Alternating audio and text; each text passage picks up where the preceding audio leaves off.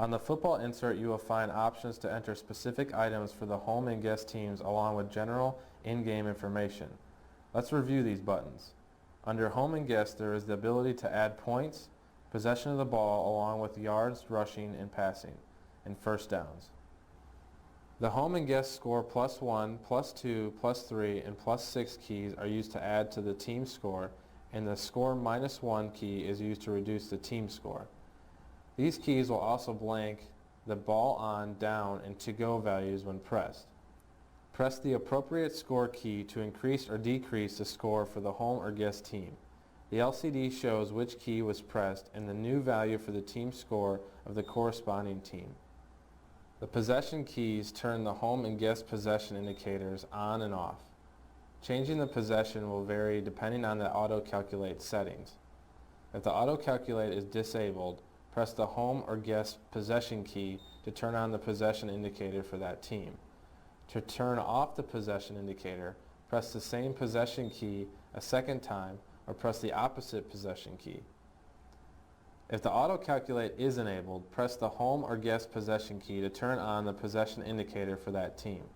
Select the direction of play for the current series of downs. Press 1 or left arrow to set direction from right to left.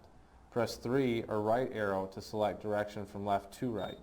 Select the current side of the field for ball placement. Press 1 or left arrow to set side of field to left. Press 3 or right arrow to set side of field to right. The home and guest timeout keys are used to reduce the number of timeouts remaining and start the timeout clock. The scoreboard indicator is turned on when the type of timeout is selected. The scoreboard indicator is turned off when the timeout clock expires or is stopped.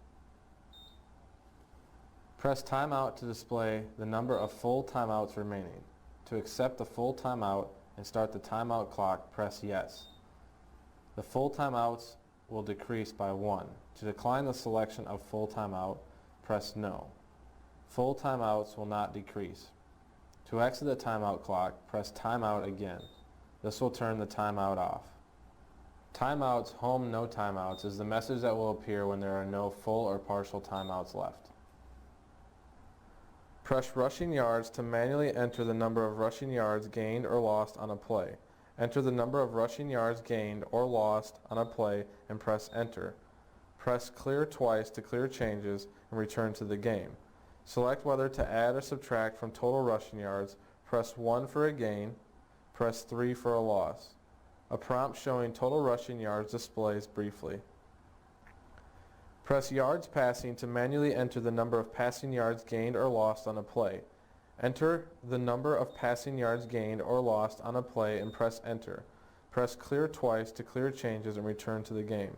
Select whether to add or subtract from total passing yards. Press 1 for a gain, press 3 for a loss. A prompt showing total passing yards displays briefly.